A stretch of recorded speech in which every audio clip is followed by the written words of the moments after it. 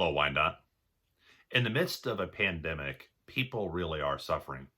They're suffering physically, of course. They're also suffering emotionally and financially. There's a lot of pain and a lot of hurt going around. It's interesting, the Bible talks quite a bit about suffering. One of those places is Romans chapter 5. In Romans chapter 5, it says, "And we rejoice in the hope of the glory of God. Not only that, but we rejoice in our sufferings, knowing that suffering produces endurance, and endurance produces character, and character produces hope." So that seems like good news, that for everybody who's suffering, there's this upward trajectory moving from one step to the next, with things continually getting better. But is that what we actually experience? And is that what most people actually experience? Is this testimony in Scripture a good comparison to what people actually experience in their lives? Well, I think that if you looked around, you'd see quite a few people who are suffering who don't then experience an upward trajectory. Instead, it's a downward one where the suffering leads to callousness, the callousness leads to anger, and the anger then leads to bitterness. So, what's the difference between anger and bitterness? Well, anger still has action to it. Anger wants to do something, wants to hit somebody. But bitterness loses that action. It becomes helpless and resigned. There's a helplessness to being bitter, that you can't do anything. You're powerless to change the situation. Whatever grief came on you, whatever kind of suffering you endured, it's impossible to change it now. So let's look at these two trajectories side by side. You have the one going down from suffering to callousness to anger to bitterness, and then the one going up from suffering to endurance to character to hope. You can see side by side that endurance and callousness share similar positions. And in fact, they do overlap quite a bit in our lives. If you work with a tool quite a bit, then you'll have calluses, you'll develop calluses on your hands. And endurance has callousness in it. And that's not always bad to have a few calluses here and there, but calluses are bad in the sense that they represent a loss of feeling, that they've lost sensitivity. Endurance, though, hasn't lost its sensitivity.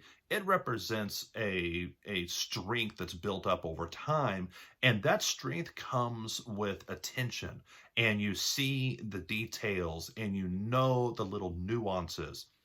You can talk to any runner about their feet. And be careful doing that, because runners can talk about their feet for days and days.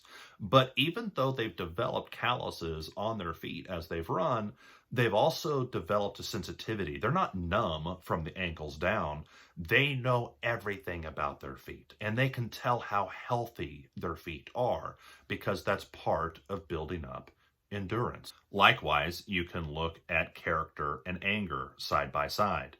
Anger, of course, wants to lash out. It wants to take action, even if it's being led by its emotions and is out of control.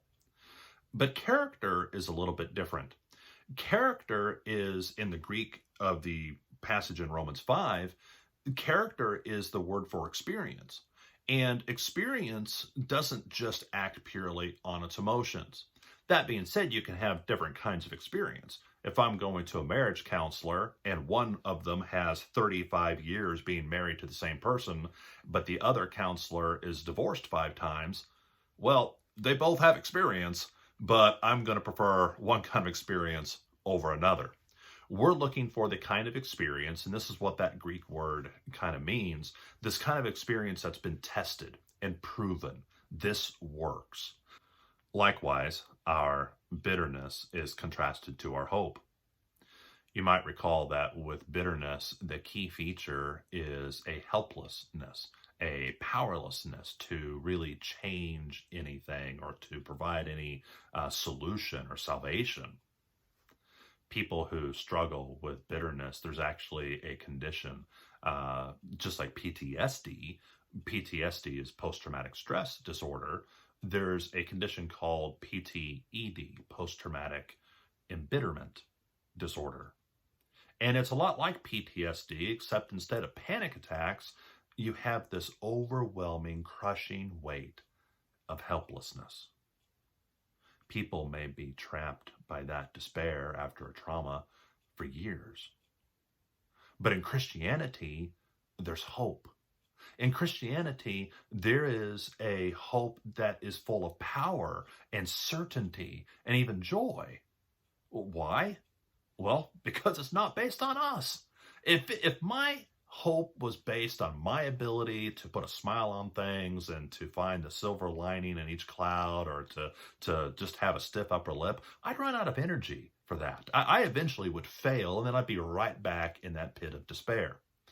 But in Christianity, our hope is based on Jesus Christ. Outside of us, transcending us, Jesus Christ then does work that is powerful in our lives. What does he do? Well, he went to the cross 2,000 years ago. He suffered, and his suffering then changes my destiny. It changes me by paying for my sins and purchasing me, adopting me into God's family. There's hope in what Jesus Christ has done. And so I can have a different outcome and end up in a different place because of his work. But notice, when I get there, you could look at this chart and say, well, there's two different choices. There's a fork in the road. I can either end up with the bitterness or the hope. But once you've picked Jesus Christ, his hope actually works backward. It works backward through time and backward through this process. And it changes you. And it changes that suffering. That suffering that you went through, those terrible things that scarred and wounded you, no longer have the control that they once had. They no longer have the power over you that they once had. Now, those hurts, those pains are part of a story of redemption, part of a story of a rescue mission performed by God to save you. Our God is a loving God, and his glory is in what Jesus Christ did for you and for me. This glory, we rejoice in it. We have hope because of what he has done. God bless you.